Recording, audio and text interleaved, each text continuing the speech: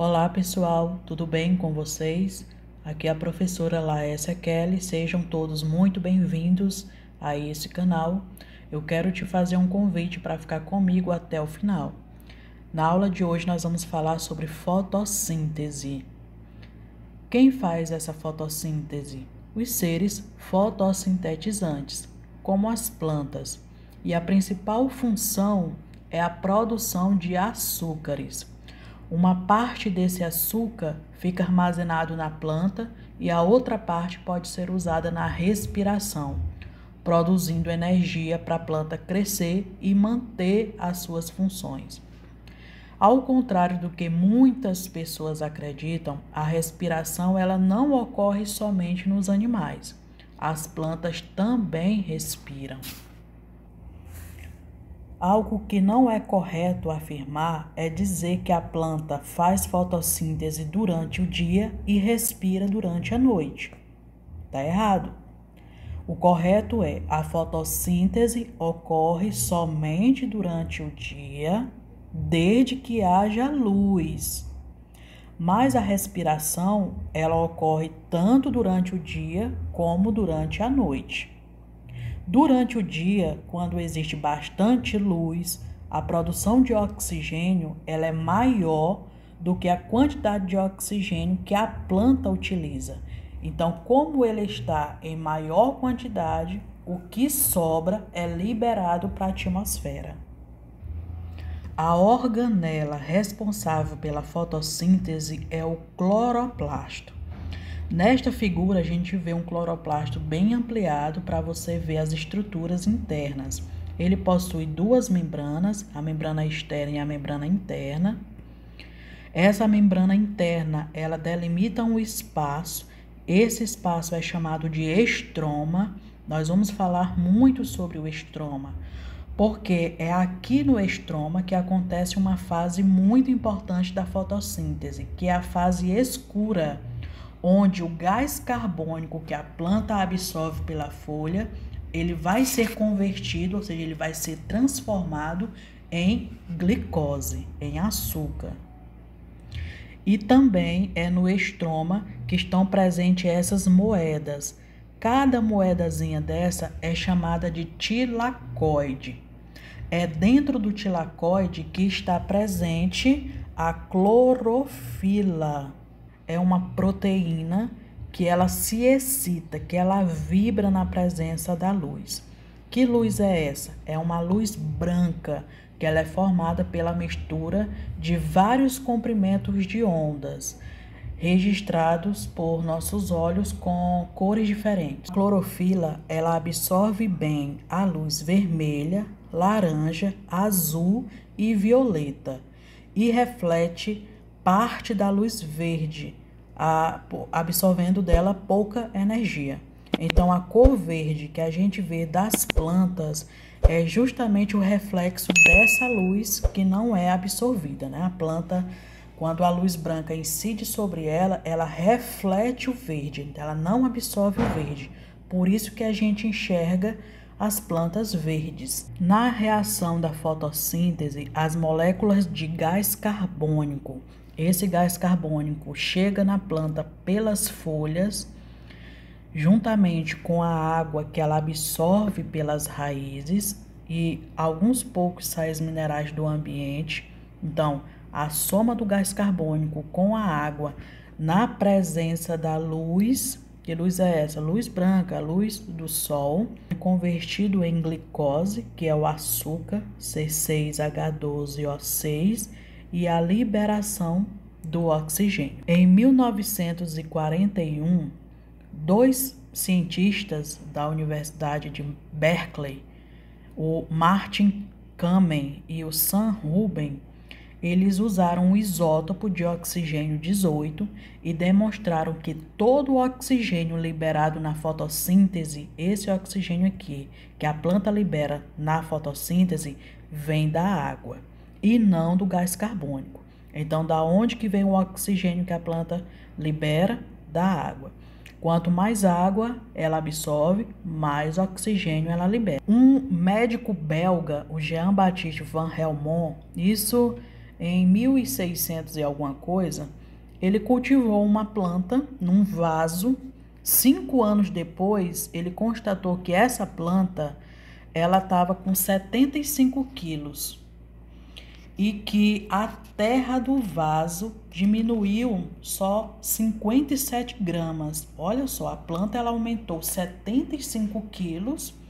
No entanto, aquela terra, desde os 5, né, passou 5 anos ali naquela planta, diminuiu só 57 gramas. Então, naquela época, ele explicou que essa diferença de peso se dava a planta ter utilizado aquela água que era utilizada para regar. Sendo que hoje nós sabemos que o aumento do peso da planta se deve também ao gás carbônico do ar que ela utiliza para a produção do açúcar. Então, existem duas etapas da fotossíntese. A fotossíntese ela pode ser dividida na fase clara e na fase escura. Essa fase clara, também chamada de fase luminosa ou fase fotoquímica, ocorre dentro das moedinhas, dentro dos tilacoides. Por quê? Porque é no tilacoide que tem clorofila. E é a clorofila quem absorve a energia luminosa. Já a fase escura, ou também chamado de ciclo de Calvin, ou ciclo das pentoses, ocorre no estroma, naquele espaço que fica limitado pela membrana interna. Vamos entender o que acontece, observando a nível de cloroplasto. Lembra que eu falei do cloroplasto ainda há pouco? Ele possui um espaço, que é chamado estroma, e essas moedas que estão cheias de clorofila, que são os tilacoides. É no tilacoide que ocorre a fase clara e no estroma ocorre a fase escura. Professora, quer dizer que a fase clara ocorre durante o dia e a fase escura ocorre durante a noite? Não, senhor ou não, senhora. Tanto faz a fase clara como a fase escura ocorrem ao mesmo tempo durante o dia. A diferença é que na fase clara tem clorofila dentro do tilacoide e a clorofila absorve a luz, e na fase escura não tem clorofila. É só isso. Então, durante a etapa fotoquímica, que é a fase clara, a energia luminosa é absorvida pela clorofila. Tá vendo aqui o sol? Pois é, a clorofila absorve essa luz e armazena em moléculas cheias de energia, que é chamado ATP. Então, esse ATP aqui nada mais é do que a absorção da energia do sol. Esse processo é chamado de fosforilação. A luz promove a transformação da água. Olha a água chegando da raiz até a folha, onde tem os cloroplastos. Essa água, ela vai para dentro do tilacoide, por quê? Porque é lá que tem clorofila, e essa água, na presença da luz do sol, ela é quebrada em hidrogênio e em oxigênio. Ela é quebrada aqui. A água é H2O. Ela tem o quê? Hidrogênio e oxigênio. O hidrogênio, ele não pode ficar solto. Então, ele vai se unir com um transportador. Quem é esse transportador? O NADP, que significa nicotinamida adenina dinucleotídeo fosfato. Para que existe o NADP? Apenas para transportar esses hidrogênios. Eles não podem ficar soltos, porque senão o pH cai e fica um pH ácido e a organela poderia morrer nessa acidez. E o oxigênio, professor, o que acontece com o oxigênio que sai da água? Ele vai ser liberado para o ambiente. O transportador de hidrogênio se liga ao hidrogênio, ó, está transportando, e tanto a energia como esse transportador, eles vão sair dos tilacoides e vão vir para esse espaço que não tem clorofila. Como é o nome do espaço? Estroma, professora, eu me lembro, exatamente. Eles saem da fase clara, agora vão para a fase escura, ou seja, no estroma, e eles vão ser utilizados. Lá no estroma tem gás carbônico que a planta capturou pela folha. Então, esse gás carbônico vai se unir com o hidrogênio, os hidrogênios que estão vindo da molécula de água que saíram do tilacoide. Para que essa união aconteça, tem que ter o que, professora? Muita energia. E da onde que vem essa energia? Das moléculas de ATP.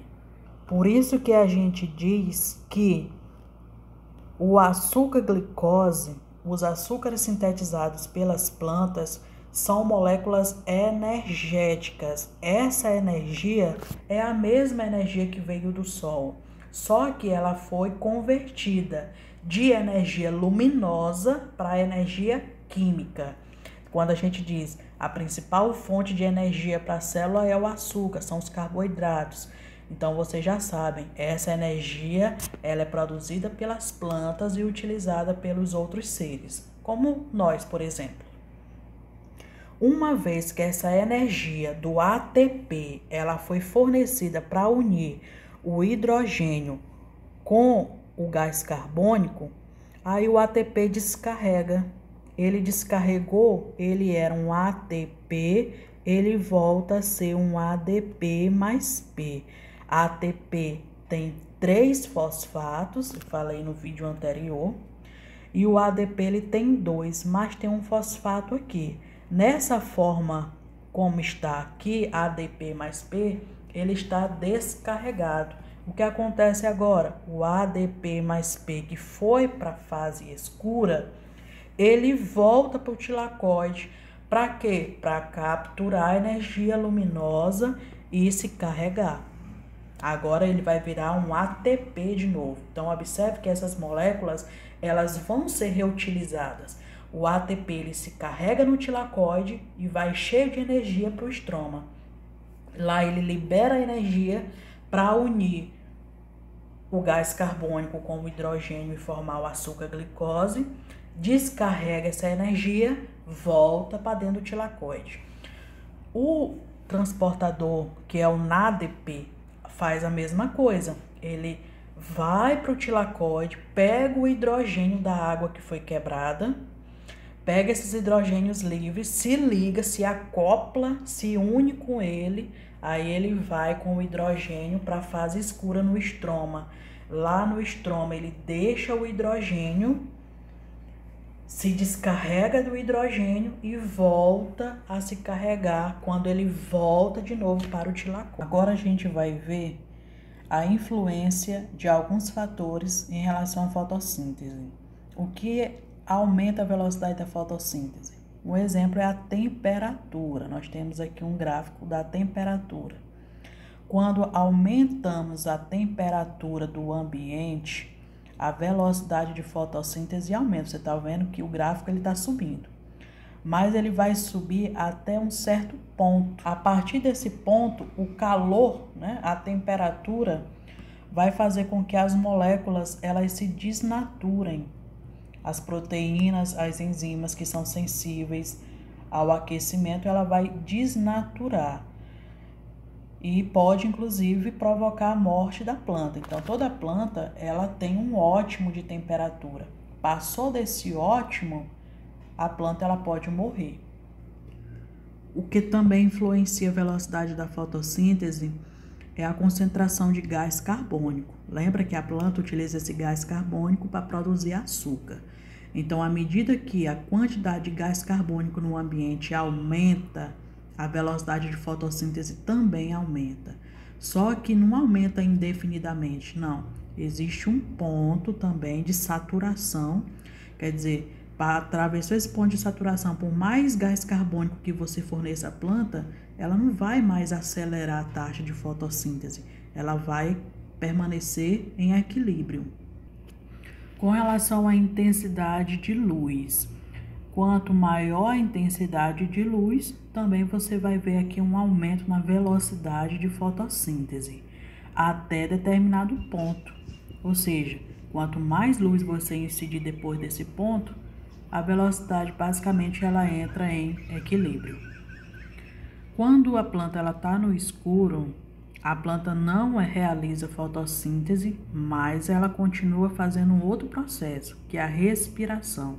Então, ela consome o oxigênio que ela produziu durante o dia. Nesse próximo gráfico, a gente tem a relação da respiração em relação à fotossíntese, que a quantidade de oxigênio que a planta produziu é igual à quantidade de oxigênio que ela mesma vai consumir durante a respiração. Então, a fotossíntese ela atingiu uma velocidade igual à da respiração. Nesse momento, a gente chama de ponto de compensação luminosa, ou então ponto de compensação fótica, esse PCF, ponto de compensação fótica, quando a intensidade da luz é superior ao ponto de compensação a um saldo de oxigênio que é liberado pela planta. Então, eu vou fornecer mais luz, aí nós temos um saldo maior de oxigênio em relação ao que a planta liberou, em relação ao que a planta produziu. Aí você tem um aumento aqui na velocidade de fotossíntese. A conclusão da nossa aula: a planta ela respira o tempo todo, mas durante o dia, quando a intensidade da luz é maior do que o ponto de compensação, existe um saldo positivo de oxigênio, maior do que o de consumo pela planta, e o que sobra desse oxigênio é liberado para a atmosfera. Então, pessoal, esse foi o nosso vídeo de hoje. Eu espero que vocês tenham entendido um pouco sobre fotossíntese. Até o nosso próximo encontro. Tchau, tchau.